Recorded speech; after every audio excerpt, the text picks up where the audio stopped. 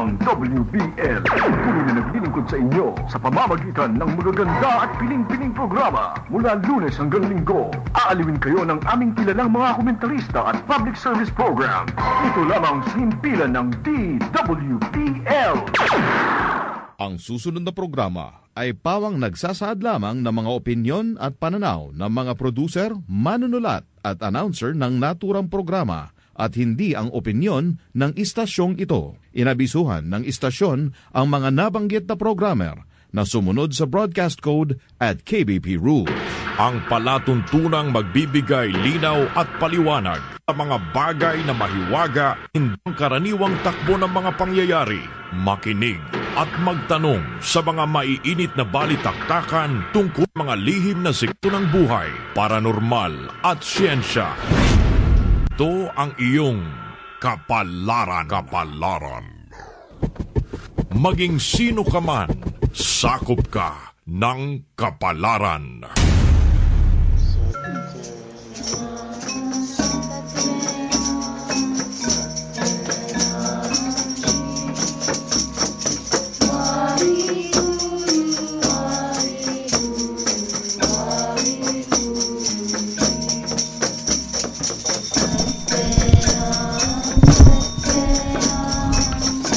Isang maulan na Sabado night, kumusta po kayo dyan? Ito po si Mira at welcome po sa programang Kapalaran.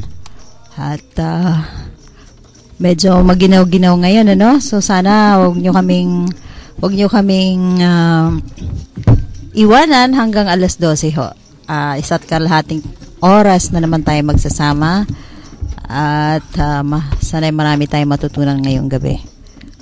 Okay, magandang gabi sa iyo, Rana Rayam. Magandang gabi po. Maraming salamat. At muli, nandarito kami. Una sa Diyos nagpapasalamat tayo sa pagbibigay sa atin ng pagkakataon na muling makapagsayari. Okay. Ayan. So, ngayon, nandito naman si Fatima. Magandang gabi, Fatima. Magandang gabi sa iyo, Rana Ryan, sa iyo, Mira, at sa ating mga guests. I hope yung ating mga listeners, standby lang po kayo dahil napakadami po namin tatalakayin yung gabing to. Hi, magandang gabi. Ito po si Lito Stolitz. Medyo nawala ako ng 2 Sabado, medyo busy lang ho. Magandang gabi ho sa inyong lahat. Sana'y hanggang alas 12 ng gabi pagtiyagaan nyo kami na manood. Makinig pala. Mukhang sanay sa TV, manood talaga. Okay, so si Miss Baliktanaw naman, magandang gabi sa iyo. Hello to the listeners of Kapalaran. Magandang gabi po sa inyong lahat, and sana po tonight meron naman tayong matututunan ngayong gabi. And binabati ko si Joseph. Hi Joseph, and hope nakikinig ka na ngayon, and to the family of Ate Olive sa Marikina. Nga pala, babati muna bagong lahat, no? Nakikinig ngayon si Elaine, si Lane, si Niel, Eliza, and Alan. At saka sa mga paborito kong mga chikiting na si Arwin, Amil, Audric, and Audric and Kyle. Ganyan din kay Hasan at saka kay Erwin.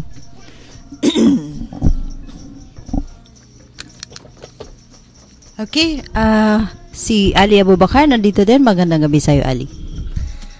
Hi, good evening to everyone. Magandang gabi to my friends, all Indian friends like Joni, Gagu, everyone. Good evening. I'm here in the Kapalaran.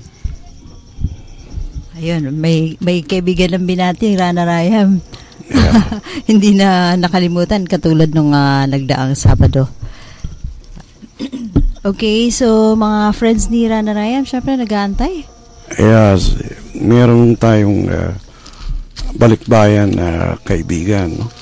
Si Eric Poblete ng Brookside. Yes, welcome back. Welcome back, Eric.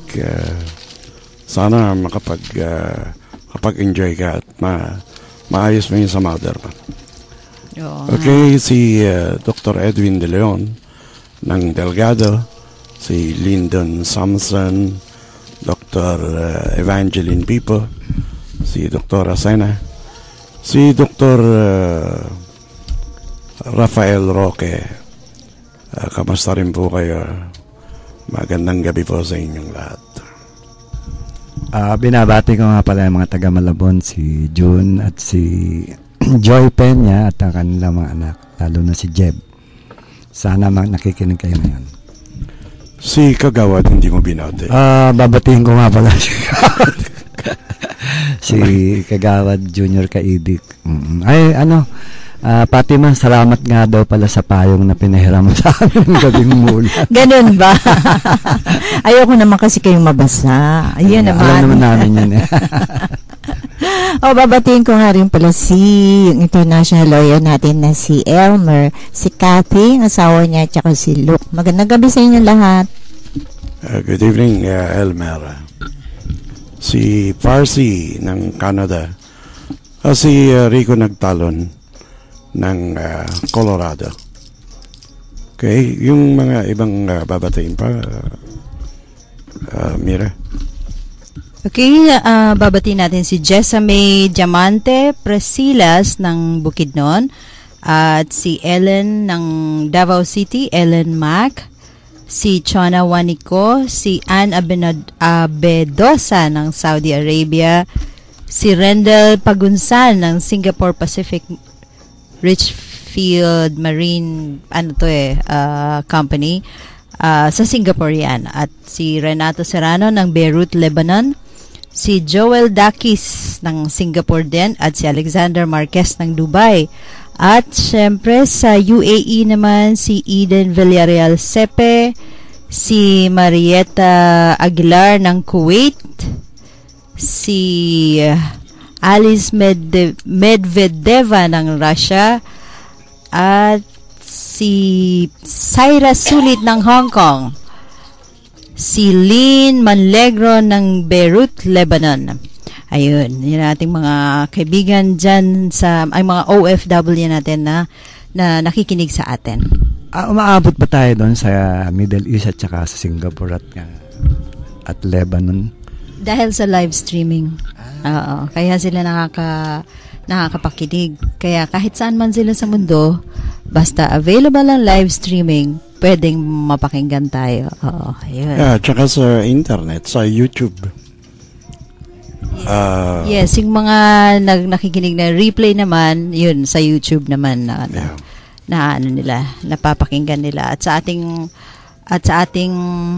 tawag dito, sa ating kapalaran.net website, na pwede lang balik-balikan yung mga past programs natin.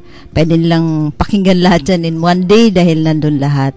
Okay, pasensya na po dahil tungkol po ito sa karma last week. Ano po ang reserve karma? Napakaaga ng ating tanong. May text. Okay, Raul, mamaya lang ng konti, babasahin natin yung katanungan mo. Okay, ang mga numerong pwede nyo hong tawagan is 631-2646, 631-2647. Yan, kung gusto nyong ma-ere yung boses nyo, pwede nyo tawagan yan. Yung mga may access naman sa mobile phones, 0906-940-4632, 0929-196-8888, at meron pa tayo 0920-187-7465. Yan ang mga numerong pwede niyang tawagan at makapagtanong. Katulad nga nitong si Raul ng Quezon City. Very early yung kanyang text message. Very good. Mamaya-maya lang, Raul, at sasagutin niya ni Rana Rayam. Meron kang sinasabi kanina? Parang meron kang gusto batiin.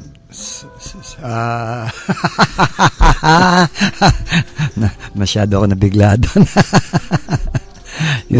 May babatayin sa Tolits yung girlfriend niya. Wala pa. Wala. Hindi, alam ko na yon. Yung nandun sa banyo? Okay. Yung mga multo. Multo yun. Samahan mo ako jumingle, mami. Parati ho kasi namin biro sa kanya. Mag-hi ka muna dyan sa Momo, dyan sa, sa banyo bago ka pumasok sa studio. Ay, babatiin ko nga pala si T-Bone. Hi, T-Bone. Hello, bro. Kamusta na? Ali Abubakar. Yeah, I'm good. Mamaya meron tayo pag-uusapan maganda. Oo naman. Yeah, later. Okay. So, paunahin na natin si... pwede ka na ba? Hindi pa? Meron ba siyang technical problems sa So, sagutin na muna natin yung katanungan bago tayo mag-umpisa. Okay, so ang text ni Raul ng Quezon City. Pasensya na po dahil tungkol po ito sa karma last week. Ano po ang reserve karma noong nagpakawala ng atomic bomb sa Hiroshima? Paano niyang babayaran yon? Ganon din po sa mga sundalo. Salamat po. Ang tanong niya, ha? Ang karma ng sundalo, pare-pareho, babalikan mo pa rin yan. Pagdadaan naman, makakatikim ka rin ng ganong klaseng explosion. Kung ikaw naman ang naglaglag ng bomba, isipin mo kung gaano karami yung pinatay mo.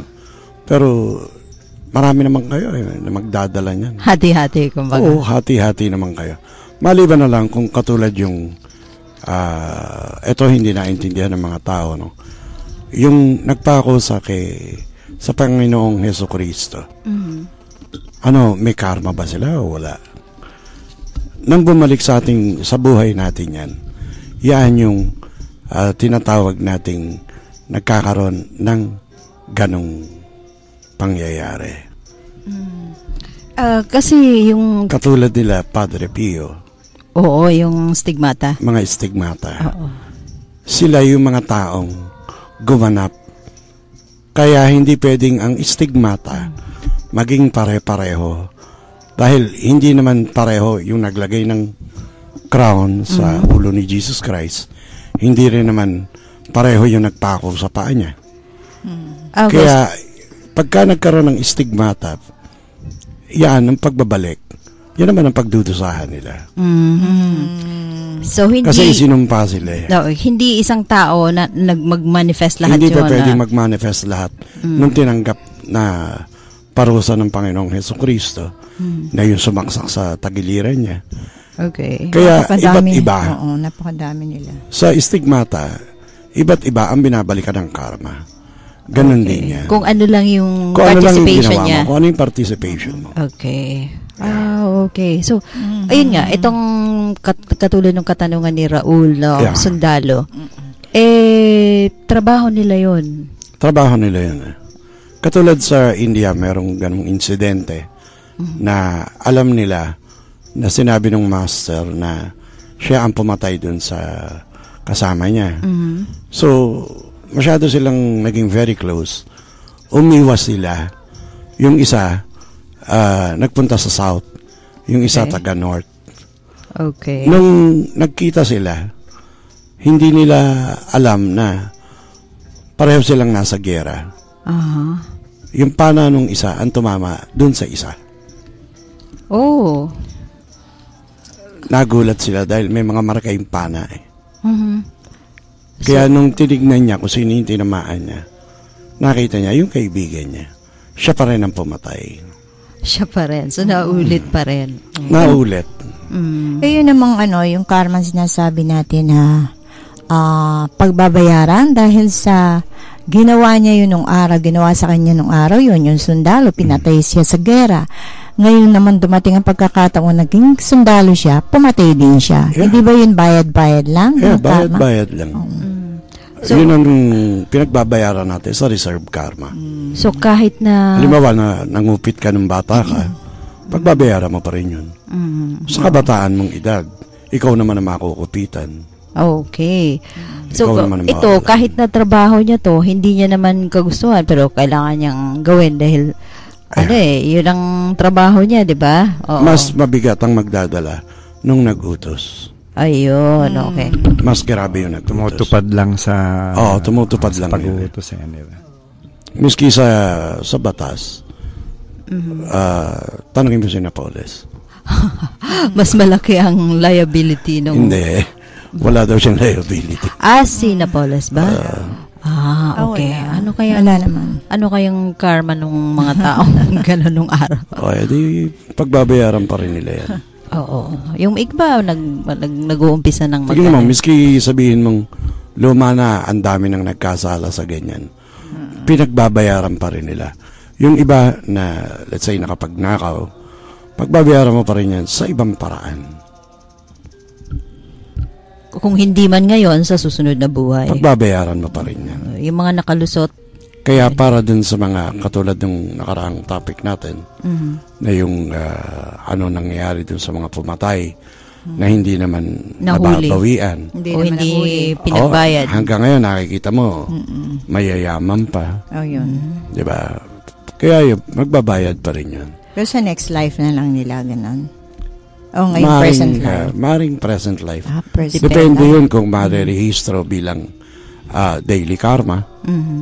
Kung daily karma, ngayon niya pagbabayaran yun. Ngayon, kung hindi naman, nasa reserve karma yan.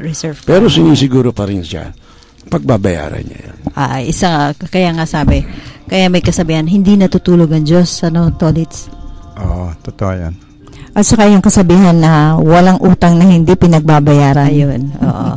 Posibleng hindi mo mapagbabayaran ngayon, pero sa susunod na buhay. Yeah. Ayun. Kaya nga pinag-uusapan natin yung utang. Sam, kamusta yung mga may utang? Yung mga may utang sa'yo, Ali. Ano yun parang yung mga kasabihan na ang di lumingon sa pinagkakautangan, hindi na uli makakauwi. Okay. Ang alam ko, Sam, alam ko, Ali, pagka may utang hindi na nagpapakita. Nakakatakot kasi magbayad. Tago lang sila yan Tago lang sila, tago. Alam mo, meron akong kaibigan dati, Punjabi, no? Natutuwa siya ron sa yung mga pulis na may utang sa kanya. Parati tago na yung mga pulis Meron din ako yung suki sa pulis. Tago rin sila. Lahat naman tago yan Pagkita niya ako, tago na. Tapos may traffic pa doon. Pero alam mo, ang pangungutang sa mga Bombay, no? Maraming hindi nakakaalam. Nagdadasal yung mga yan. Pagka nagbabayad ka, ang sinasabi ng mga Bombay, bayad ka, maganda business, tuloy pa rin ang business mo, gaganda lalo business mo. Kahit hindi sila bayad, okay lang. Okay lang. Pwede rin hindi kayo magbayad dahil ipagdadasal naman kayo na huwag ka na sana magkapera. No? Diba? Para wala ka Susumpa ka para na. totoong hindi ka na magbabayad. Diba? Alam mo yan, kasi sa Bible, masama ang magpautang. Yung may tubo. Pero sinasabi sa Bible, kung foreigner ka, pwede ka magpautang. I see. Nakalagay sa Bible. Basta foreigner pwede. Hindi ka maikukonsider na usury. I see. Pero kung ang pauutangin mo, kapatid mo, pinsan mo, kadugo mo, hindi ka pwedeng magpatubo. Ayun. Pagka mag-anak. Pagka mag-anak mo, nagpatubo ka, tutubuan ka talaga ng malaking bukol. Ayun. Makukulam ka. Diba? Ayan, kuya, narinig mo na. Alam mo na, kuya. Pag lumapit ako sa'yo. kaya nga hindi ka pwedeng pautangin dahil Ali, may tatanong ako sa'yo, Ali, no? Ba't nagsimula sa 5-6? Ganon. Ang style ng utangan. Wala lang. I don't know also. Nadatnan niya na yan Nadatnan mo na, no? Actually, ang nag-umpisa sa atin yan, no? Mga Kastila. Sila ang unang nagpapautang na pagkalaki-laki ng tubo na kaya naghalit ang mga katipunero. Yung mga kapatid kong katipunero. Magkasama mong nagpunit ng ng sedula. Kasi, Manero alam mo ko. kasi, kung 6'7", sakit sa tenga, di ba? Maganda yung 5'6". Paano pa ni Rizal? May Meron pautang na. Ganun Oh, pala mga yun. praile, di ba nag-umpisa dyan? Ngayon ko lang nalaman. Silang naglagay sa atin yan. Kaya marami ang naghirap. Dahil yung mga panahon na yun, kaya naiilit yung mga lupa. Ayun, kaya napunta sa lahat sa kanila kaya yung pala. magagandang Sila lang ang yumayaman. Yeah. lupain. At saka yun, kaya pinapayagan ng Diyos dahil foreigner sila dito eh. Ayun. So, wala silang karma doon. Wala. So, ang Okay. Pilipino dapat hindi magpautang na may Sa tubo kapwa, sa kapwa oo. Pilipino. Hindi ka pwede. Kasi Sa mga kadugo kapatid. Kasi yun ang nakasulat sa Biblia. Yun ang sinasabi sa Biblia, hindi sa Oh, akin. Tolits, mamaya pautang ha. Sasabi ko nga kay Rana, pautang. Walang tubo. So, kailangan na pala ako mag-migrate. Ang dami ko pa utangin doon. Basta sa sa hindi mo kadugo. Syempre, kung Pilipino ka, Pilipino siya, magkadugo nga naman kayo. No? Ngayon, pagka katulad ni Sam, nag-asawa na ng si Ali Abubakar. Nasa labas kasi si Sam. Nag-asawa na. Papasukin mo nga si Sam. Okay, nasa labas eh. Sabihin mo Kanina nga, pa tinatawag eh. kumuha lang ng silya. Yan, nakapag-asawa na ng Filipino. Yung kapag-anak niya, hindi na rin pwedeng umutang ng may tubo. Kaya yun, pagka pinautang ng may tubo, babalikan sila noon na hindi niya na makukolekta yun. Okay. Meron bang karma ang pagpapautang? Yeah. Okay. Kasi kaya pinayagan ng Diyos na umutang yun. May pangangailangan siya. At yung panahon na may utang siya, dapat doon siya nag-uumpisang magdasal. Diyos ko, tulungan niyo po ako makapagbayad. Bayad dun sa nautang. Pero kung ang intention mo, lamangan yung kapwa mo, hindi na kita babayaran. Babalikan ka nun. Okay. See? Usually ba, kung ano balik dyan, pagka Kasi hindi dalawa kayo nabayad? eh. Pareho kayo may karma. Yung nagpautang at umutang. Yung nagpautang, ang magiging karma naman niya, kung magiging malabis ang pagsasalita niya, na nakakasakit na siya ng damdamin ng kapwa niya. Usually ganun pag nangungulekta, di ba? Di ba kasi yung ibang naniningil, hoy, sobra ka, yung ganun. Nagagalit naman ang Diyos doon. Ayaw ng Diyos na ganun. Yung mas simple siya, mas makatao siya, mas nagugustuhan yun. Kaya sa Biblia, inoobliga naman yung may utang na dapat siyang magbayad ng maayos. Tama naman yan eh. See? Kaya hindi porkit nagpautang ka, pwede mo nang laitin yung umutang sa'yo. Masama naman yun. Ayun lang. At saka hihiyain mo pa. Oo. Oo, yun. Kasi yung ipapautang mong salita, hindi mo na pwedeng bawiin yun. Ayun. Isa Kaya- lang masakit. Magpautang ka na ng pera, wag lang salita. Yun ang tinuturo sa atin ng Biblia. Tolit, saan ba yung pinapautang na salita? Anak ka ng nanay mo. Gusto ko lang marinig sa'yo eh. Kung ano ba yung pinapautang na masalita. Mahal ba yun? Ako kasi pag utang talaga, makakalimutin. Talagang pilit mong hindi tinatandaan pagka may utang. Ang sarap kaya. No? Pero mahilig ka rin ba magpautang ng salita? Ang ganda lang naman, kaya ko magpautang sa salita lang. Sa pera, wala talaga pautang. Ano bang halimbawa na magpautang ng salita? Kasi syempre, sa mga matatanda, naintindihan nila yung gano'ng expression. No? Huwag ka Pagka magpapautang yung, salita. Pero sa mga kabataan, ano ba ibig sabihin niyang huwag ka magpautang ng salita? Yung nilait mo yung tao. Ayun ang meaning, no? Yeah. Pag nilait mo yung tao sa salita, ito, ganito to, ganyan to, ganyan. Para mo nang sinabi sa kanyang, para mo nang pinatay yung kaluluwa niya. Pero pag pumupuri ka naman ng kapwa, okay naman yung... Dalawang klase pa rin yun. Bakit? Hindi lahat ng nakangiti, totoo yung ngiti, baka ngiting aso yung ibinibigay. Hindi, kung sa palagay mo, kamukha ni Ali, kamukha ni Omar Sharif, di ba? Guwapo na bata, di ba? Ayan, okay lang yan. Ay, Ali bukas. Yung mga ganong pangyayari. Sabi ko, di ba, nung ilang linggo, sabi ko, talagang mas matanda ako kay Tolitz, di ba? Kita mo, hindi nga niya alam mo na magpautang ng salita eh. Bata pa talaga si Tolitz.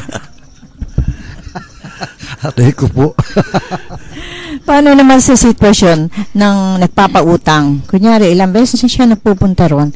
Wala naman, nagtatago talaga yung tao. Nakapagsalita siya ng, ano ba? Bakit ganyan? Parang pagod na ako sa kakabalik-balik. Sinabi niya lang yung nangyayari sa kanya. Ibig sabihin yun, pautang din yun. Hindi pa nagpapautang ng salita yun. Pag sinabi niyang, ikaw naman, eto ka, hindi ka marunong magbayad, yung ganun. Pag hiniya mo yung tao. Pagka hiniya sa ibang tao. Ayun. Yun ang sinaktan mo na damdamin. Hindi tama yun. Di ba sa mga movies nakikita natin, yung naniningil sa renta ng bahay. Oo, di ba? Tapos pagka hindi nakakabayad, tapos nilalait-lait yung yun ang pautang hindi tama. Yun ang sinasabing huwag ka magpautang ng salita. Like, pag nilait mo yon, baka singiling ka na hindi na yung tao maniningil sa'yo, kundi lait na. Nakita mo, miski mga Chinese, di ba, sila nagpapautang din dito. Sila maraming pautang. Kumpara mo sa mga Bombay, mas malaki pautang ng mga Chinese. Oo. Kaya naman sila progresibo sa atin. Kasi dahil foreigner sila dito. Kasi nagtutulungan yun eh. Hindi lang sa nagtutulungan, kung hindi nakasulat sa Biblia yan. Foreigner yan eh. Pero kung tignan mo, ginagaya ng mga kapatid natin, mga ibang Pilipino. May lending kapwa Pilipino rin ang pinauutang nila. Tignan mo, hindi sila ma-asenso. Magsasara at magsasara. Oo nga. Okay, may tanong naman ako dyan, halimbawa sa opisina, alam mo, may mga taong may pera na bumibili ng mga sahod ng tao na nangangailangan. Let's say, isang tao, binili na niya yung kanyang sahod, binili niya yung sahod ng kanyang ka-office mate, bago pa man dumating yung araw na pagsahod, no? Ano yan? May karma ba yung nagbigay ng pera na para lang siya matulungan bago dumating yung salary niya? Actually, nakakatulong na rin siya dun sa isang tao dahil nagigipit na yun eh. Tsaka siguro kumalit ang interest. Kumalit ang interest. Basta't willing naman yung tao. Actually, kung kababayan mo nga, dapat walang interest eh. Yun nga lang, oo. Kasi kung talagang tutulong ka, magpapahiram ka lang na walang interest. Yun ang tunay na pagtulong. Pero yung sinasabi ni Fatima kanina, negosyo na yun. Trabaho niya. Kalakaran sa mga opisina yan eh. Pag may nagipit, ibibenta yun. Sweldo. Ngayon daw, ang uso na ngayon, ATM ng yun ang nasasanla nila. Kailangan nila. Para sa SSS, no? Buong cheque kailangan eh. Hindi naman yung SSS ang nagpapautang eh. Iba pa rin tao. Ibang tao pa rin. Iba pa Gamit rin tao. lang yun. Gamit lang ang cheque ng SSS. Yung inaano. Okay lang yan. Okay. So, kung mga institution, okay lang. Pero yung mga personal, katulad ng kapitbahay. Halimbawa, lalo na sa kamag-anak. Ayun ang pinakamaano talaga. Basahin mo sa Biblia nakalagay yun. Na wag kang magpapatubo sa kamag-anak mo. Siyempre, kadugo mo. Kadugo mo eh. At saka ang hangganan ng utang, no? Good for 7 years lang. After 7 years, ililiberate mo na yung tao. Ibig sabihin nun, talagang gipit na gipit yung tao. Doon sa loob ng 7 taon, hindi pa rin siya nakapagbayad. Kalimutan mo na yun. Meron time ng release. Okay. Loan release. So, pagka ganun pala, hindi na kailangang magbayad yung tao. Hindi na.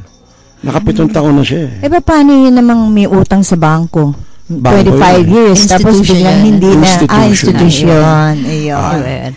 Pero yung sabihin mo, kunwari, mga kaibigan mo na nagkaroon ng utang sa'yo, kung talagang gipit na gipit, 7 years na, hindi pa rin siya nakapagbayad. Pagka yung mga ganong pag-uutang, no? Gaya ng sinasabi sa Bible, kung halimbawa ang isinanla sa'yo, kumot niya, yun lang ang gamit niya. Isusoli mo yun pagka gagamitin niya. Tanggapin mo lang pag hindi niya gagamitin. Halimbawa, yeah. Okay. Ganon kabait ang Bible. Masyadong makatao ang kilos. Kunwari, kutsara ko, isusanla ako kay Tolits. Every time nakakain ako, hihiramin ko yung kutsara. Tapos ibabalik mo uli. Ibabalik mo ulit pag hindi ko gagamit. Parang paggamit lang. Yeah, yun ang batas ng Pinapagamit lang. Biblia. Di 3 beses ako pupunta sa bahay niyo. Ganun na nga. Batas yun. Ang sumuwain sa batas, may kaparusahan. Okay? Kasalanan ko pa pala yun. Kasalanan mo pang Kasalanan niya na wala siyang ganun, wala siyang kutsara. Hindi, kasalanan niya tinanggap niya sinanla ko yung kutsara ko sa kanya. Oy, wag ka, gold naman yun. Alam mo, may kaibigan ako. Yung nababanggit kong sultan, pag kami kumakain doon, puro mga gold-plated ang mga kutsara tinidor. Ang lalaki, Minsan gusto ko na magpamulse. Paano akong makarma? Malamang. Sa susunod, dali, pakilala mo rin ako doon, Kasi kung hindi mo kayang magbulsa, baka ako na lang. Huwag mo ibulsa. Total, naman yun reserve karma. Hindi ko pa pagbabayaran ngayon. Hindi naman yung pang daily karma Next life pa. Para may pagkakataon na magkita kami ulit ng kaibigan mo. Next life. Okay, biro lang ho yun, para lang matawa. Alam niyo naman, nandito si Doc Tolitz. Doc Tolitz, natandaan niyo, yung mahilig sa stethoscope. Ito ho yun. Okay. Ay, dala nga niya yung stethoscope ngayon Absent ng 2 oras. Ewan ko lang kung medical mission to o ano. Kumusta na po yung lola ninyo? Buti na itanong mo yan. Nakikinig naman sa advice kasi nag-advise yung sister ko sa kanya. Nakinig naman.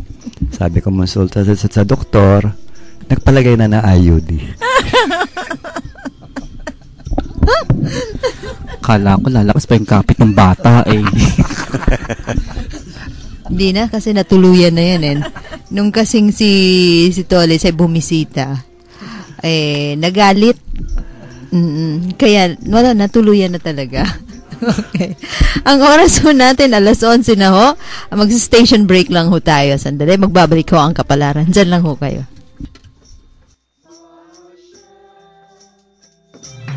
Mula sa top-rated music station ng dekada 80, ang WBL. Tuloy na naglilingkod sa inyo sa pamamagitan ng magaganda at piling-piling programa. Mula Lunes hanggang Linggo, aaliwin kayo ng aming kilalang mga komentarista at public service program. Ito lamang sa himpilan ng DWBL.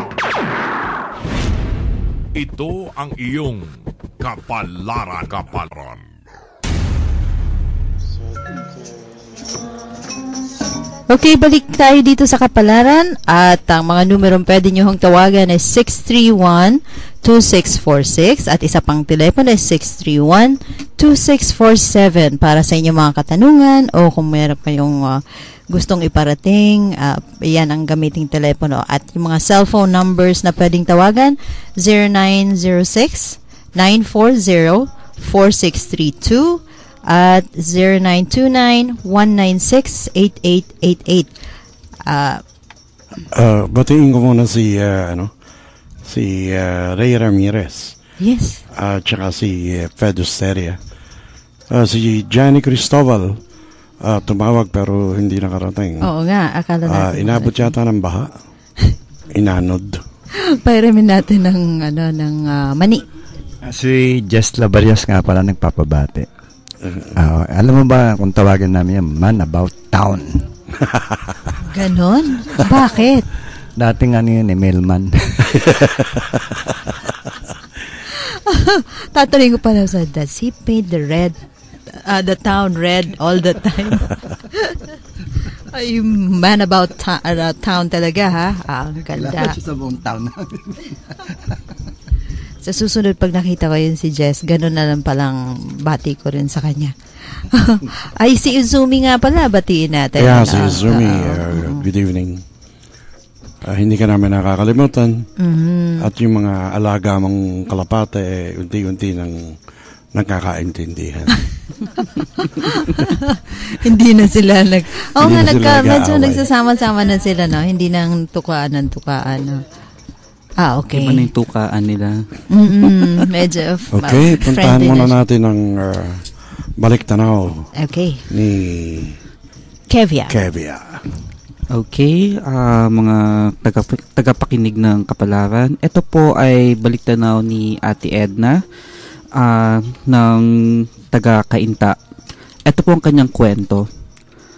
Magandang gabi po sa inyong lahat, lalong-lalo na sa iyo, Rana Rayam. Tawagin niyo lang po ako sa pangalang Edna. Isa po akong bakla na nagkakaroon ng maraming masasakit na karanasan sa kamay ng kalalakihan. Sa isang banda, hindi ko rin sila masisisi sapagkat sa unang tingin talaga namang mapagkakamalan mo na ako ay isang tunay na babae dahil sa ayos at kilos ko.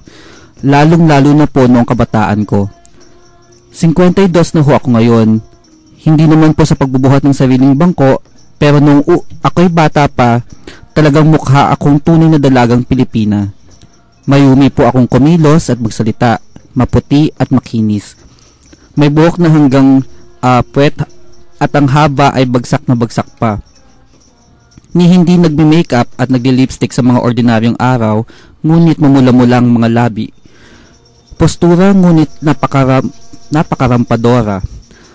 Lahat ng mga naging trabaho ko ay pambabae. Beautician, mamasang at iba pa. Mahusay din po akong sumayaw, magluto at magmasahe. Tubong summer po ako. Nung ako'y lumuwas ng Maynila, naging napakamakulay ng aking buhay dahil sa mga naging trabaho ko at naging karanasan. Noong naging mamasang ako sa isang sikat na club sa Baguio, lumuwas ako ng Maynila para sunduin ng mga babaeng nag-apply sa club namin. Habang nag-aantay ako sa rotonda ng Pasay, dinukot ako ng 6 na security guard at dinala sa loton. Doon, kung ano-ano ang ginawa sa akin. Sabalitang nilasing, hinubaran, at sinabit ang suit kong damit sa puno ng niyog. Pinasayaw pa ako sa ibabaw ng mesa. Pagkatapos ay hinalay na ako ng 2 security guard. Kinabukasan na ako pinakawalan. Yun ang unang bangungot ko. 30 years old po ako noon. Wala pang 1 taon, meron na namang nangyari. Habang nagre-relax ako sa luneta, nilapitan ako ng 3 mama. Ganun na naman ang pakay sa akin. Dinala ako sa mga damuhan. Hindi ako makalaban dahil may nakatutok sa akin na balisong. Hahalayin na sana ako nang bigla kong naisipang makiusap na iihilang ako. Sa pagtumamakaawa ako, pumayag yung 3. Pumunta po ako sa ladies room. Kinausap ko yung babaeng nagbabantay at sinabi kong mayroong 3 lalaki gusto akong i-rape. Tinulungan ako ng babae. Nang pinuntahan ako ng 3, sinabi ng babae na tatawag siya ng pulis kapag pinilit nila akong palabasin ako. Kaya ako nakalagtas sa mga kamay ng mga masamang lalaking yon. Kahit nahalik-halikan na nila ako at kung ano-ano pa ang ginawa sa akin, pero hindi sila nagtatagumpay, nahalain ako. Dahil sa mga nangyari sa buhay ko, dito naisipan kong umuwi na muna sa probinsya namin. Akala ko, maiwasan ko ang mga ganong pangyayari sa akin sa lugar namin. Ngunit isang araw, nung naisipan naming magbabarkada na magdisko sa Katbalogan, may problema na naman. Sa Gandara, Samar, kasi ay may kampo ng militar noon.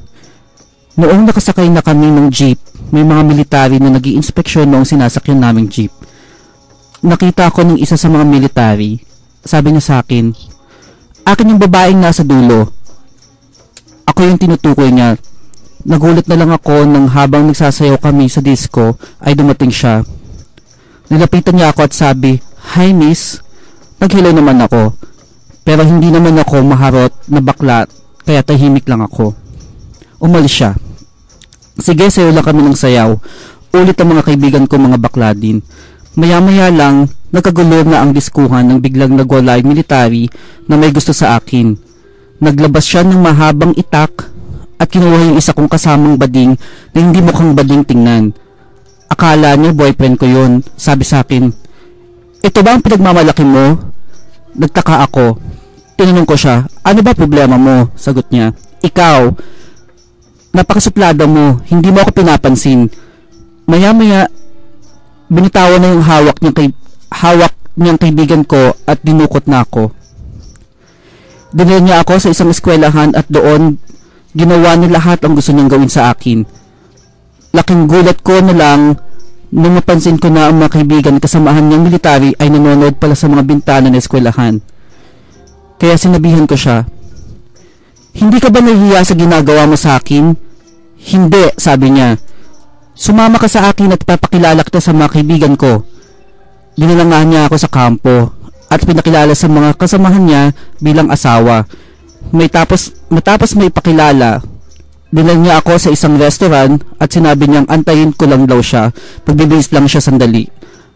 Habang inaantay ko siya, lumapit ang babae at tinanong ko anong mga order ko. Sabi ko mamaya na,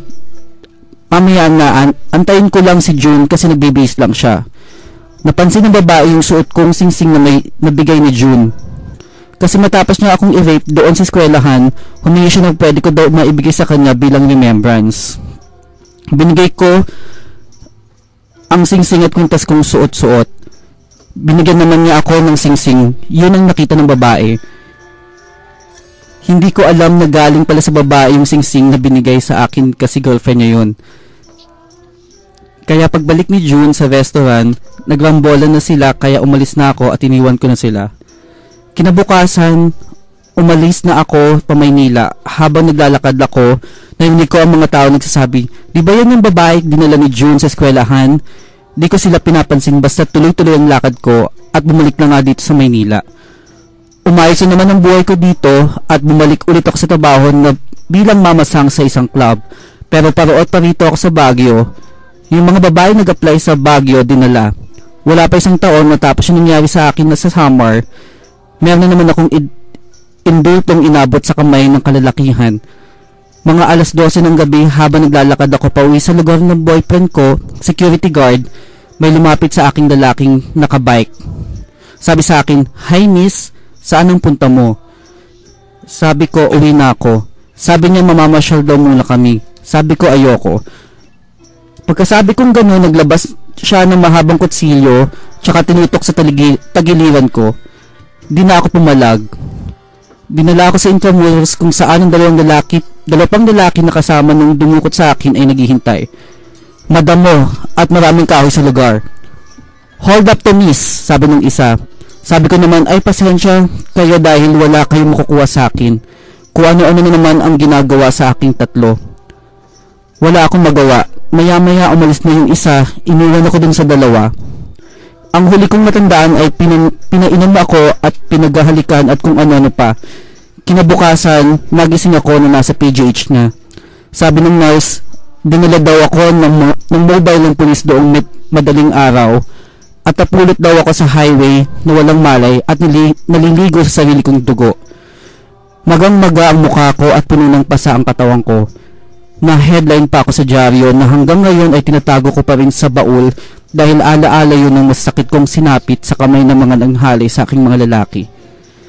Tanong ko lang, Rana Rayam, bakit kaya nangyari sa akin lahat yung mga mapapait na karanasang yun? Well, actually, ginusto mo yan sa sarili mo eh. Kasi kung ipinakita mong kung ano ka, hindi mo haabutin yan. Kasi maaring naligaw yung mga tao. Naisip nun na babae ka. Ayun nga daw, oo. Di ba? Kaya isa yon sa maaring naging dahilan. Ngayon, kaya naman sila magagalit dahil pagdalaman nilang bakla ka pala. Okay, niloko sila. Naloko sila. Ayun. Pero meron naman mga lalaki talagang nagkakagusto sa isang sa mga bakla. Bading. Dahil kasi ang ibang lalaki naman, ego trip nila yon. Dahil nagkakagusto sa kanila ang mga bakla.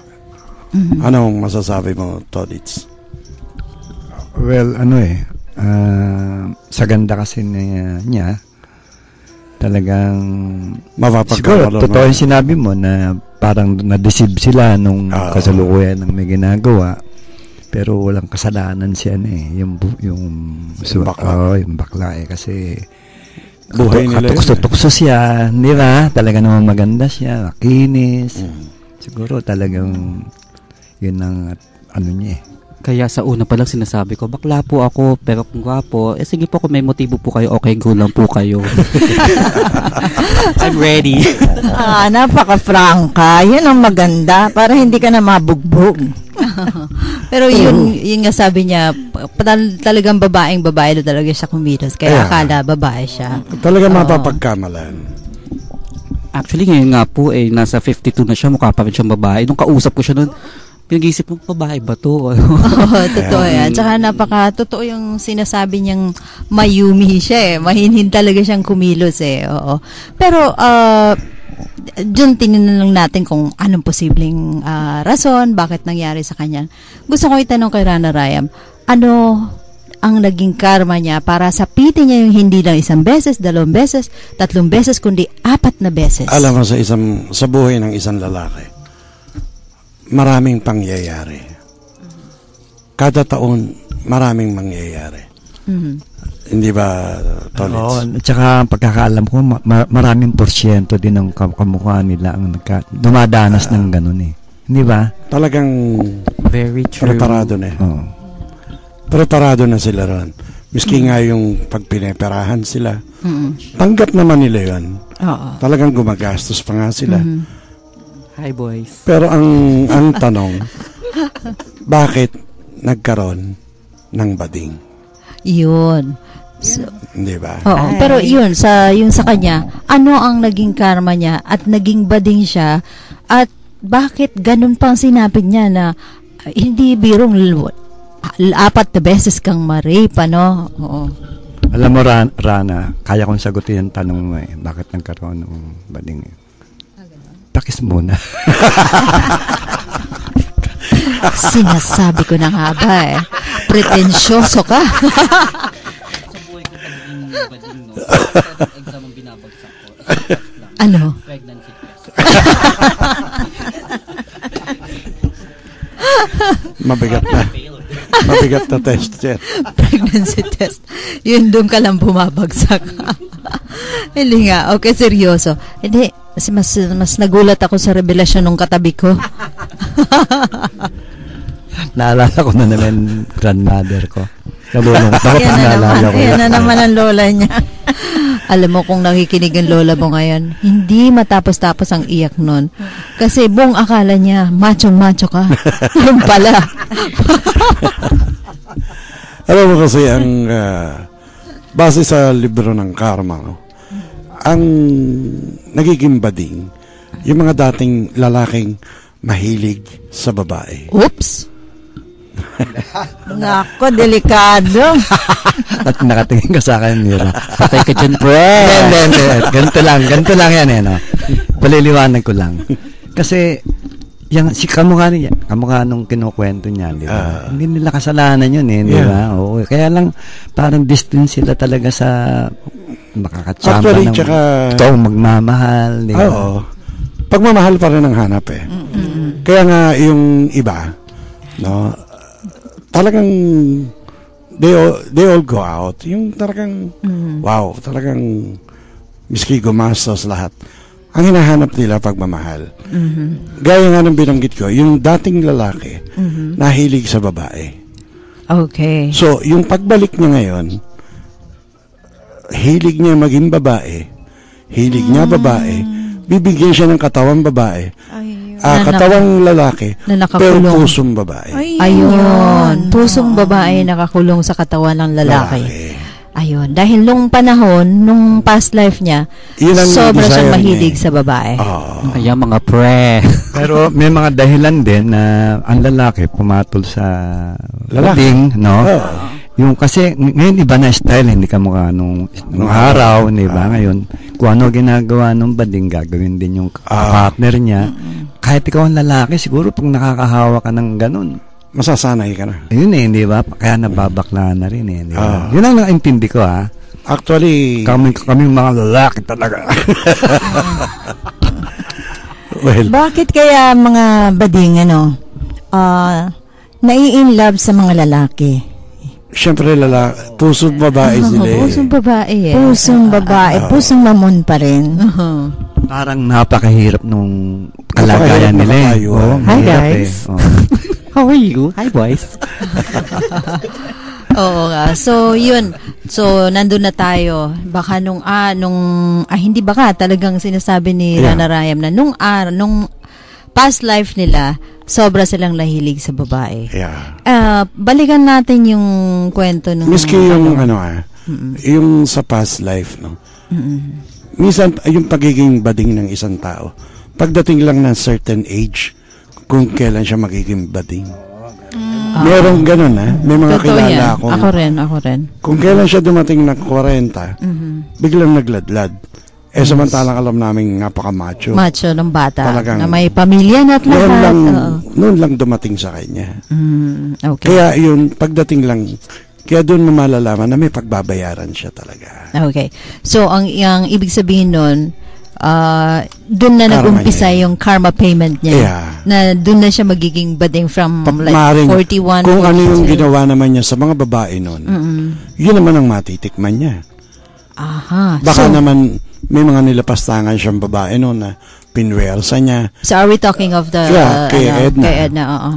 Maring sa nakaraang buhay niya, pinwersa niya yung mga babae. Ayun. One after the other. Ayun. Kaya pala Hindi naman yung din. isa lang ang ginanon niya. Isa lang ang nangyari sa kanya.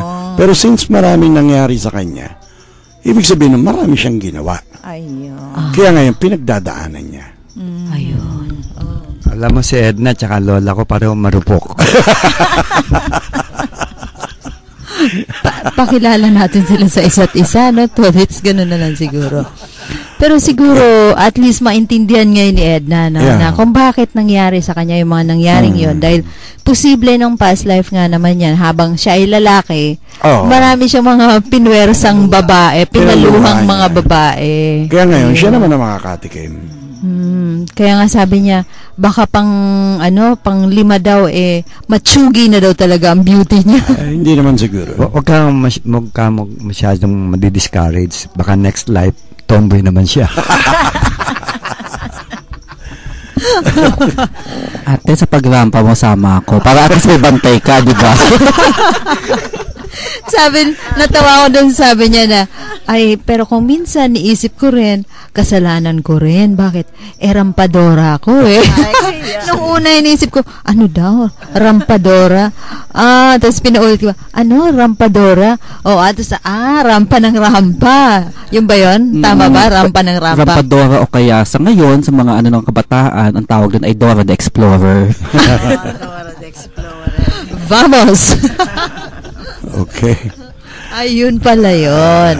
Okay. Rana Rayam, yun namang tao kunyari, nag-asawa, hindi pa naman bakla yung kanyang asawa. Okay, pagdating ng 41, 42, biglang naging bading yung asawa. Ano yung karmang na nangyayari dun sa babae? Yun yung changes ng buhay. Buhay ng lalaki. Ano yung karma rin ng babae? Karma niya rin yan. Makakatikim siya ng ganun. Magkakaroon siya ng ganung karanasan. Makakapag-asawa siya ng isang lalaking babaliktad. Ayun. So sa pag-asawa pala, hindi ka nakakasiguro. Lalo na ngayon. Yeah. Sa mga ngayong panahon. Mamaya dumating yung panahon na biglang naging Kasi naging bading. Kaya kasi nga, dahil sa mga relasyon, nagkakaroon ng mga paghihiwalay. Dahil lang miski sabihin na natin mag-asawa, dumarating ang oras parehong nanghihinawa yung nanlalamig. Dahil kulang nga sila yung mga dapat na sangkap sa isang relasyon para hindi masira. Ayan, yan ang magandang kasi yun ang kasunod na topic natin mamaya Dahil yan ang patanong sa atin ng isang nakikinig ngayon. Okay. So, ang oras mo natin, 11:20 na ho, sa pagbabalik ng Kapalaran, ang katanungang, masama ba ang sex? Abangan nyo ho yan. Station break lang ho tayo. Mula sa top-rated music station ng dekada 80, ang WBL. Tuloy na naglilingkod sa inyo sa pamamagitan ng magaganda at piling-piling programa. Mula Lunes hanggang Linggo, aaliwin kayo ng aming kilalang mga komentarista at public service program. Ito lamang sa himpilan ng DWBL. Ito ang iyong Kapalaran.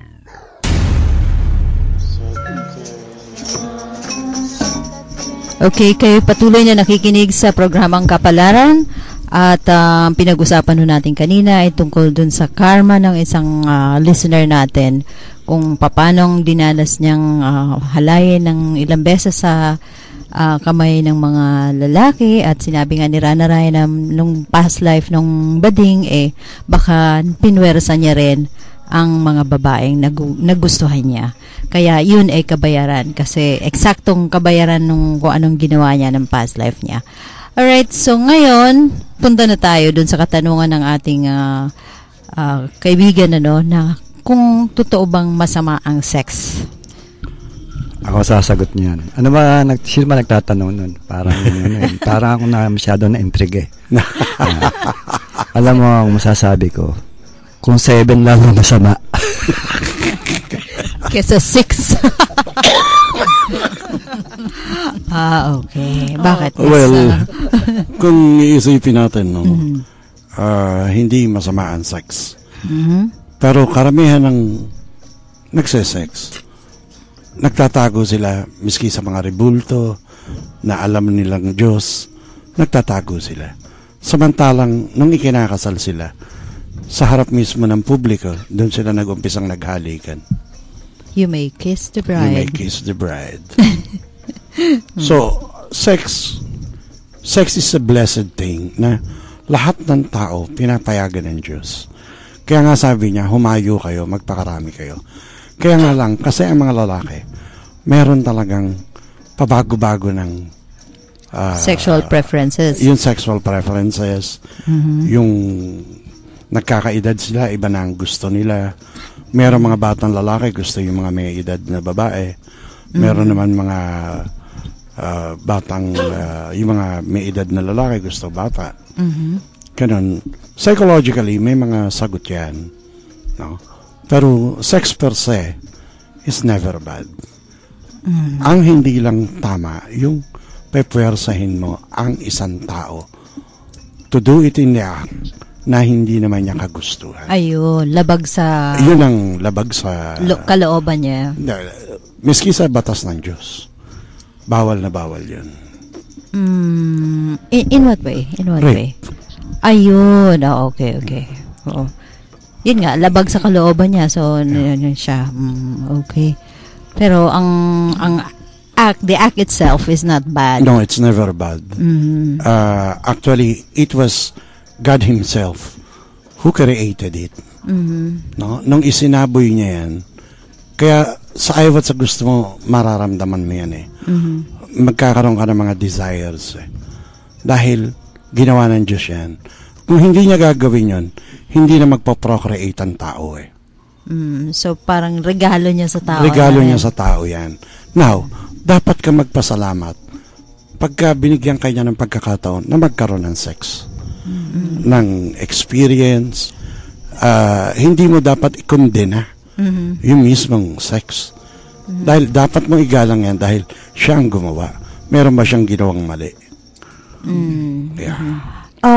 Sa ganyang sa ganyang pananaw, paano yung mga tao na nagkaroon ng sex before marriage? Ano ang magiging nun? Yung ba kasalanan dahil sex naman yun? Yes. O hindi naman kasalanan? Ipinapipreserve ng Diyos yung virginity ng babae. No? Dapat i-regulate ng babae ang sarili niya. Kaya nga, doon naman niya ma-experience yung pagkakaroon ng anak na isang elect. Pagka pinreserve yung niya. Panganay, yung born of a virgin. Kasi lahat ng babae dumaan sa pagkabirhen.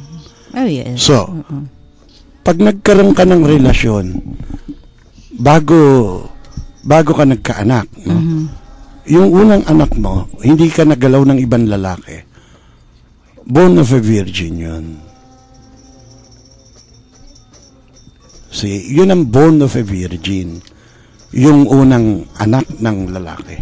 Oo, kamukha ngayon, di ba? Usually, pangkaraniwan eh. Oo Hindi na iniintindi. Kasalanan ba ng babae? Yes, kasalanan ganun. niya yun. Oo. Hindi siya dapat bumigay. So, dapat kasal muna. May karma pa rin. Kaya magdadala siya ng karma. Paano At saka ang masakit doon, yung anak niya, hindi kinalulugdan ng langit. Yung bang hindi itinatangi ng langit. Dahil ang sabi ng Diyos, ang sabi ng Biblia, na lahat ng panganay kanya. Oo, tama. Ialay mo sa akin lahat ng panganay. Ngayon, kung ang panganay mo hindi na anak ng birhen, nagalaw ko ng ibang lalaki naman na nakaanak sa'yo. Oh, hindi na birhen, born of a virgin. Pero kung birhen ka, naanakan ka nung lalaki, yung unang yun din ang naging ama. Born of a virgin yun. Yung anak mo. Ngayon, yung bata, yun naman ang kakatulungin mo sa pananalangin. Elect lahat ng dasal nun, sinasagot ng langit. Yay. Yun ang kaibahan. Pag sumunod ka sa batas ng Diyos. Ngayon, pag sinunod mo, batas ng tawag ng laman, yun ang mali. Ayun ang masakit. Dahil ngayon, medyo ng mga kabataan natin no? Yeah. Hindi inaalagaan yung ganyan, no? Ang kanilang paano naman po yung 'di ba sex we're talking about with the opposite sex. Paano naman po yung ibang mga karamihan like mga bakla na they are into the same sex? Ano po yung ng Diyos doon? Isa lang ang masasabi ko. No, kung uunawain mo ang Biblia, you can have sex pero do not waste. Huwag kang magtapon ng similya mo. Isa pa kasi similya, yan ang pinaka-importante. Yan ang buhay ng mga buhay. Kasi hindi naman namin pwedeng ipasok yung kamay namin sa sinapupunan ng babae at doon namin ikokorte yung magiging anak namin. So, pababayaan mo lang yun eh. So, yun mismo similya, yun ang gumagawa ng buhay. Yun ang so ng Diyos. Kung ganun po, bakit po ang mga Becky dumadami kahit hindi naman po nanganganak? Marami rin kasi nababakla.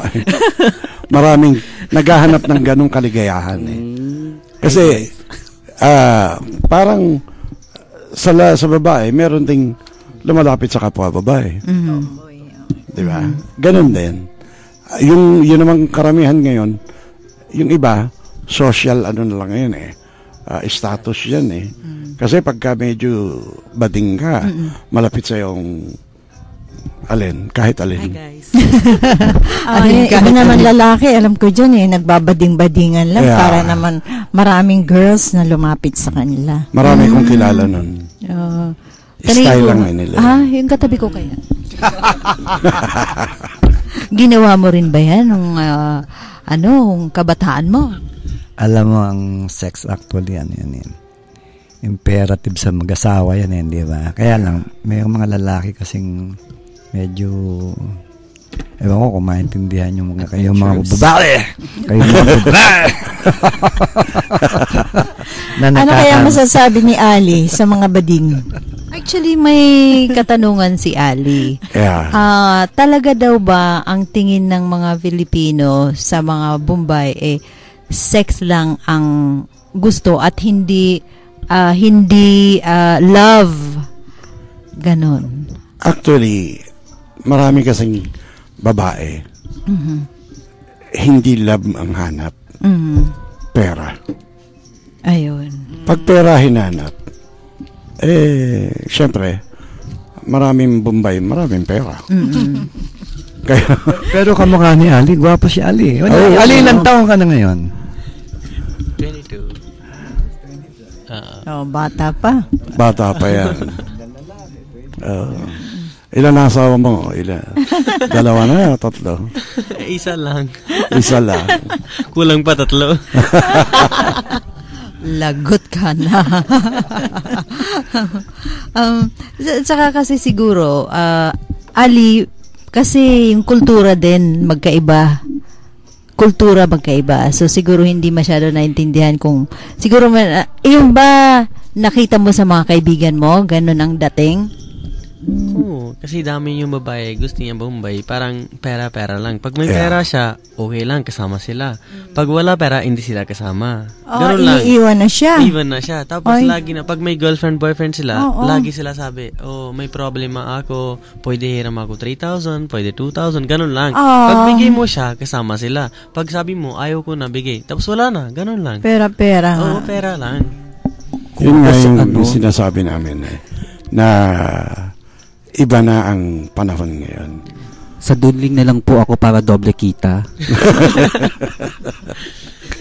Tapos yung pag may babae, pag mabait na babae, isip niya parang yung Bombay, they just want sex lang. Wala love, ganun. Hindi nila alam na masyadong mapagmahal ang mga babae. Oo, syempre, isip nila parang, we just think like, girl, sex lang, tapos pag sex na kami, wala na. Ganun lang isip niya. Yun pala ang problema ng mga Bombay, no? Nakakalungkot naman. Medyo nakakalungkot. Actually, hindi problema ng mga Bombay yan. Problema ng mga OFW. Karamihan. Ang daming problema ng mga OFW na nagsisitawag sa atin. No? Mga nagtatanong tungkol din sa sex. Marami pa akong dapat paliwanag. Oo, yan. Mahaba pang actually yan eh. So, yung sa mag-asawa naman, di ba sinasabi, sex is sacred?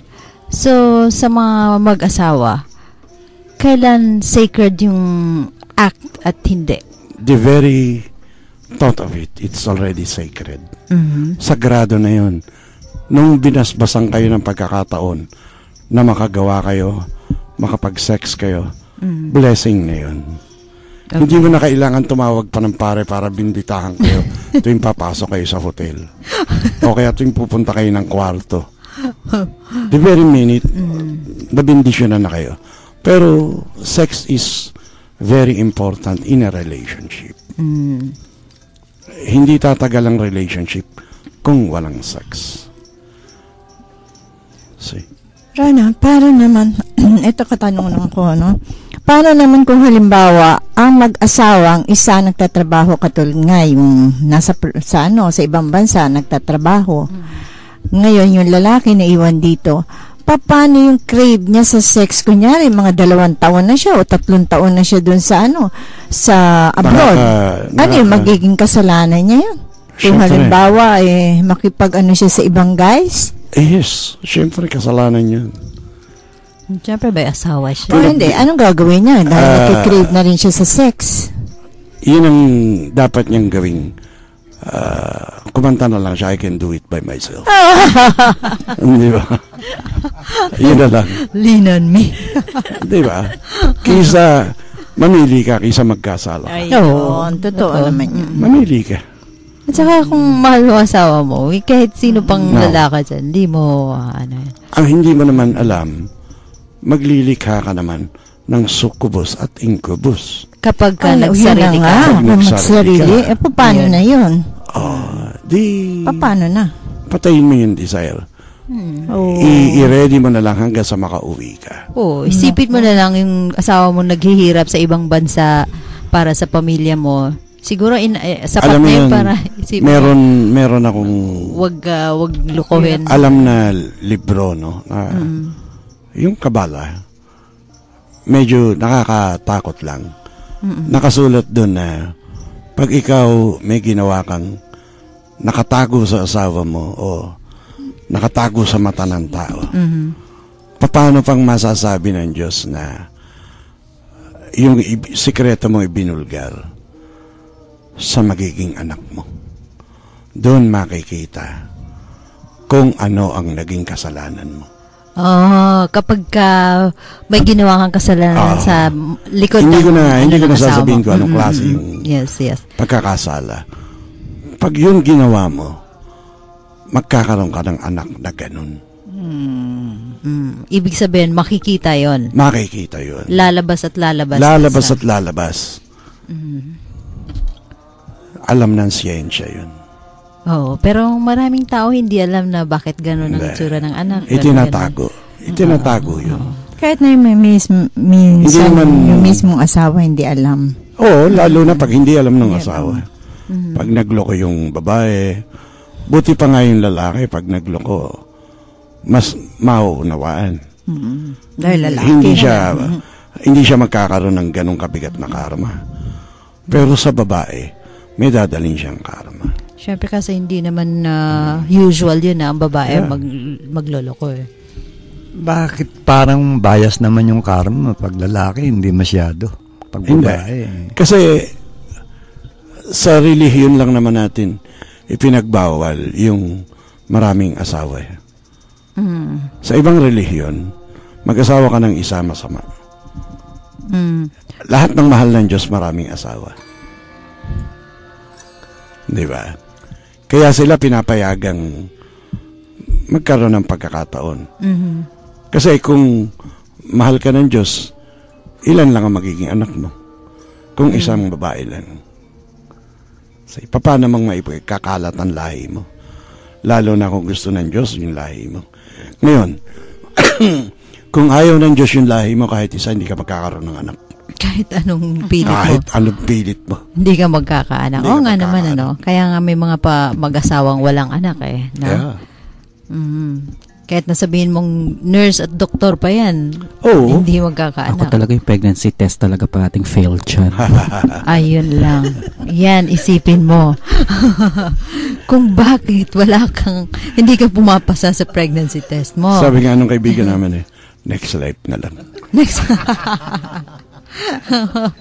Yun lang. So, nung kamakailan pinag-usapan natin, lahat may solusyon ng Biblia. Kaso, sa ganitong problema, let's say hindi talaga, bago man nila narinig dito ngayon sa programa natin na masama pala yun. So, meron ng asawang nakagawa na ng hindi dapat gawin sa asawa niyang lalaki na nasa ibang bansa. Meron pa bang solusyon na mabura yung kasalanan niya, na hindi ganong kalaki yung pagbabayaran niya pagdating ng panahon? Ilipat mo sa hayop. Pwede pa rin yun. Napakabait nga ng Diyos. Ganun pala. Pwede pa rin pala yung ganun. Nakakaligas kasalanan. Kasi napakabait kasalanang malupit pero yan kung tatanggapin mong si Kristo nang nandiyan dyan, hindi Hindi naman si Kristo ang gumawa ng kasalanan, bakit pa ako mo sa At kanya? hindi naman siya kambing para siya ang gawin mong offering. Hindi, kaya nga ginawa siya ng tupa Diba? Which na hindi dapat. Tayo nagkasala, harapin natin. Pero meron meron pa rin, mabubura pa rin yun o mapupunta pa rin sa reserved karma. Kaya ka nga may offering Ngayon sa dinami-dami ng ating mga kababayan na nagpupunta sa ibang bansa, di ba? Para magtrabaho. Tignan mo naman yung iba, namamatay na lang pag-uwi. Marami nang nasisirang pamilya dahil kasi hindi na nila inirerespeto ang kaugalian, yung kasagraduhan. Pag-iisang dibdib na kadalasan umiiral na yung vanity. Kasi pagka yumaman ako, pagka nagka-itsura ko, yun ang atensyon nila. Ayos yun pagka nagka-itsura ako. Ibig sabihin, pagka nagka-pera, nagka-itsura na. Oo, diba? Ayun, okay. Paparitoke yun, no? Lahat ng klase ng ritoke, pwede niya nang gawin. Salamat, Doc. Salamat, Doc Tolitz.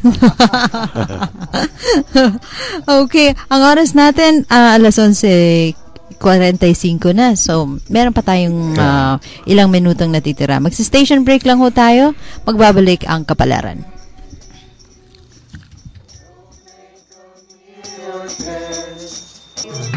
Mula sa top-rated music station ng dekada 80, ang WBL. Tuloy na naglilingkod sa inyo sa pamamagitan ng magaganda at piling-piling programa. Mula Lunes hanggang Linggo, aaliwin kayo ng aming kilalang mga komentarista at public service program. Ito lamang sa himpilan ng DWBL. Ito ang iyong Kapalaran.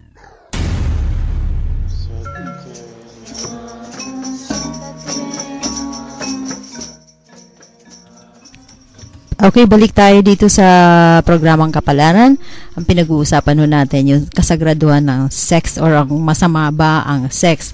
So, ang tanong ko naman ngayon, Ranaraya, merong mga mag-asawa na hindi na nagsasama, magkasama sa bahay, pero naghihiwalay ng kwarto at hindi na nagkakaroon ng sexual life. Ano yun? Karma nilang maging ganun? Kasi, or ano? Hindi, ginusto lang nila yun. Choice It's lang either, talaga. Meron mga nakaraan na hindi makalimutan ng isa't isa. Ngayon, sinasaalang-alang na lang yung mga bata para lang kaya nagsasama maituloy sa isang ang bubong. pagsasama. Hindi dapat ganun. Pagka nagpatawad ka, kalimutan mo. Huwag mo nang alalahanin. Kasi yung ibang babae, maulilat naman yung maulit ito, dati, karoon ka ng affair, ganyan. Pabalik-balik yung Pabalik-balik. kwento. Yung lalaki naman, urirat ba yan? ganun din, inuukil-kil din yung mga nakaraan. Alam mo, kung minsan masasabi mong humahanap sila ng sakit Dahil sakit ng kalooban nila yun. Uukil-kilin pa. Ulitin mo pa. Pinasasakit mo. Nag-e-enjoy ka na sa sakit. Nagiging sadista ka na hindi mo alam. Okay. See? Mali yun. Tignan mo nga si Sarah, ilang taon na magkaanak. Si Abraham, ilang taon nung mabuntis si Sarah. 68 na si Abraham nung halos nabuntis niya si Hagar. Yun ang una niyang nabuntis, di ba, si Hagar? Tapos si Sarah, mas matanda na talaga nung nagkaroon. So, ibig sabihin nun, miski sa India, meron kaming mga incident na matatanda na yung mga babae, nasa 60s, 70s, nagbubuntis pa. Ginusto ng Diyos yun. Dahil, yun yung kapangyarihan ng Diyos See? Na kahit anong edad pwede. Yeah. Okay, may katanungan dahil galing kay Joanna of Quezon City. Paano po mababalik ang dating init ng relasyon ng mag-asawa na ilang taon na nanlamig? Well, pag-usapan nila yun. Sabi ko nga, kung paano ka nagustuhan, ulitin mo. Kung musika, daanin mo sa musika. Kung ano yung nakitang maganda sa'yo, sa isa't isa, yun ang tignan nyo. Kasi sa loob naman natin, yung itsura lang natin sa labas ang nagbabago Yung nararamdaman natin, ganun pa rin, hindi nagbabago yun So yung espiritu sa loob, mainit pa rin yung, kaya lang, nanlalamig dahil nalalambungan ng mga maling paniniwala. Okay. Pero yung espiritu, yun pa rin yun. Yung kanina sinabi nyo, nananawa. Siyempre. Saan papasok doon yung nananawa? Nagsawa ka na. Nagsawa na yung one of the parties, nagsawa na. Meron siyang hindi nagustuhan. Ngayon, kinultivate niya yung hindi niya na nagustuhan. Naghahanap na siya ng iba. Yun ang hindi ngayon, maganda. Kung paiirali niya yung kapatawaran, kung ang Diyos nga nakakapagpatawad, bakit hindi? Correct. Nagkasala sa'yo, patawarin mo. Ngayon, yung kasalanan sa tao, hindi kasalanan sa Diyos. Yung kasalanan sa Diyos, hindi iniintindi ng tao. Isa pa yun kasi hindi alam ng tao kung ano ang kasalanan sa mata ng Diyos. Tingnan mo, halos lahat ng babae na Katoliko, pag ang lalaki, yung asawa nila, nagkaroon ng relasyon, sabog na yun. Hiwalay na sila. Lalaban na sila ng double standards. Nagloko ka, magloloko rin ako. So, asa na yung takot sa Diyos? Hindi pa naman siya pinapalayas ng asawa. Nauna na siyang gumawa. See, mali yun. Pumantay na siya dun sa Ayan. Hindi pa naman siya tuluyang iniiwan. Nagloko na siya. Yun lang. Yung iba nga, inaalagaan mo na sa bahay. Nagloloko pa rin. Kaya, desisyon ng tao yun. Kung nasa tao talaga yun. Yung tanong ko dun sa mag-asawang hindi na nagkakaroon ng sexual life kasi iniisip nila, busy na kami sa mga anak namin, mas Dahilan nakatuon lang na yan. lang, ano. Dahilan lang yan. Okay, Pero sa loobin nila, Mhm. nagkakahiyaan na yung mag-usap, nagkakahiyaan na. Kaya nga hindi na sila nagtatabi. Mhm. Pero dapat yun, magkatabi pa rin sila. Nagkakaroon ba ng karma yon? Siyempre. At sino sa kanila ang nagkaroon ng karma na Pareho. magbabayad sa susunod na buhay Pareho. na bakit wala na kayong, hindi na kayo, kumbaga hindi na mainit yung pagmamahalan na gano'n. Kasi yung pagmamahalan, parating mainit yan eh. Mhm. Nanlalamig lang yan pagka namatay na yung pag-ibig.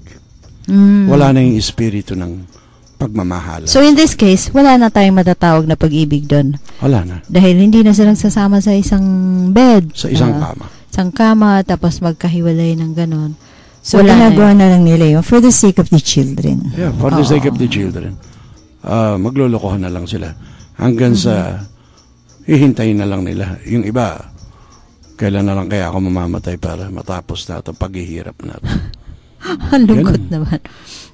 Ay, yung iba naman Pero sinasabi. tingnan mo, lahat ng mga taong ginusto ng Diyos, na yung mga mahal ng itinangi ng Diyos, may edad na marami pang asawa. Sexually active pa rin. Kasi it makes the body very active. Pagka wala ka ng sexuality, wala na yun. Kung wala na Sex yung is act na sacred. yun. Sex is very sacred. So it brings something, ano talaga sa Power. tao. Kasi yan lang ang pwede mong magawa na pwede mong para lumikha ng bata eh. Okay, so it means it's that powerful. It's that powerful. Ngayon, kung nagsisex kayo tapos nagdadasal kayo, humiling kayo, pero walang nagdadasal pagka nagsisex eh. Hindi ginagawa ng mga tao yan. Oh, karamihan. Hindi katulad nung unang panahon. Kung hindi bata ang lilikhain, ano ang lilikhain mo? So, yun pwede mong magamit. Yung energy na yun para papunta doon. Basta't pareho kayo nagmamahalan eh. So, maidadivert mo yung energy na yun. To something Yes. positive. Something positive, something concrete. Ayun. So, yun ang dapat malaman ng tao. Wala, yun nga, sabi ni Rana Rayam, walang nagdadasal pagka nagsisex, diba? Tingnan mo sa Bible, bago mag-sex ang mga Hudyo o yung mga Israeli, nagsisipagdasal yan. Pagkatapos ng sex, nagdadasal pa rin. Pero sa Katoliko, nakakahiya, madumi yan eh. Pinandidirihan yan eh. So pinandidirihan mo yung ginawang sagrado ng Diyos. Sino ka? Hindi ka na patitikimin. Ayun. Kaya, nagkukulong sa... Yun na nga, bakit ang mga tao nahihiya? Pero pag yung mga ganyan, mag-asawa, may ginawa, syempre, pagka magkakaanak ka, alam mo na kung ano yun. Nahihiya sila ipakita o kaya malaman ng kapwa nila. Pero pag lumaki na yung tiyan ng babae, wala rin sila magagawa. Alam na rin ng mga tao, di ba? Kung anong ginawa nila. Ano nun? Ano rason nun, Ay talaga namang... Hindi mo naman kinakailangan yung ipagbanduhan sa publiko na, oy, nagsisex kami. Hindi naman ganun eh. Kaya nga, merong bahay, may kwarto. Sa Israel, puro sa mga bubong ginagawa yan. Para nakikita ng Diyos. Kaya doon sila lahat gumagawa. Hindi sila nagtatago. Para nakikita ng Diyos. Yes. So, ibig Para sabihin... basbasan sila. Para bigyan sila ng blessing. Ayun. Naranasan ko na po yun noon sa roof deck. Pero walang blessing. Kaya bang may blessing yung ginawa mo? Wala nga. Nagkaksaya kayo eh. Wala nga, kaya nga nag-fail na naman siya sa pregnancy test niya. Yun yung dahilan. Ano masasabi mo, Tolitz, kung iyan ay gagawin mo sa roof deck? Basta alam ko, mamayang gabi, maglalagay na ako ng kumot doon sa bubong namin. Kaya lang, delikado yan, pagka may undoy. Anong gagawin mo pagka nagka-undoy? Kaya, may kumot na lang. Sige, tama yan. Okay. Alright. Ang bilis ng oras. So, 5 minutos na lang ho at sasapit ng 12:00. So, kung meron pa kayong mga katanungan, sa susunod na lang ho nating Sabado pag-usapan yan. Pwede nyong i-text yan sa susunod. Okay, so, I guess, Rana Ryan, yun nang hanggang doon na muna ang ating discussion about kung sacred ang sex o hindi at kung may mga hahabol pa sa susunod nyo na Sabado i-explain. Okay. Sige, magpapaalam na ako. Okay, so hanggang Fatima, Oo, hanggang sa muli sa Saturday ulit. Maraming salamat sa pakikinig niyo sa amin. Maraming salamat po ulit sa mga tagapakinig na kapalaran. Mulit po subaybayan niyo po kami sa susunod na Sabado. Magandang gabi po sa lahat at tandaan po natin ang ilog gaano ito kalalim hanggang dibdib lang ng bibe. Hey, tapos na naman po ang aming oras. Sana po next Saturday makinig uli kayo sa amin. Good night ho sa inyo lahat. Salamat po. Okay, so hanggang sa muli ho, sana meron tayong natutunan ngayong gabi. At kung ang inyong mga katanungan ay hindi man nakarating ngayon, ay naasahan namin. Asahan nyo na sa susunod Sabado, sasagutin namin yan. Hanggang sa muli po, maraming salamat. Ito po si Mira, nagsasabing sana po ay maging matiwasay ang ating buong linggo. Good night. Tuntunang magbibigay linaw at paliwanag mga bagay na mahiga at di pangkaraniwang takbo ng mga pangyayari. Kapalaran. Pakinggan ang maiinit na balitaktakan tungkol sa mga lihim na sikreto ng buhay, paranormal at siyensya. Kapalaran. Tuwing Sabado, alas 10:30 hanggang alas 12 ng gabi sa DWBL 1242. Mula sa top-rated music station ng dekada 80, ang WBL. Tuloy na naglilingkod sa inyo sa pamamagitan ng magaganda at piling-piling programa. Mula Lunes hanggang Linggo, aaliwin kayo ng aming kilalang mga komentarista at public service program. Ito lamang sa himpilan ng DWBL.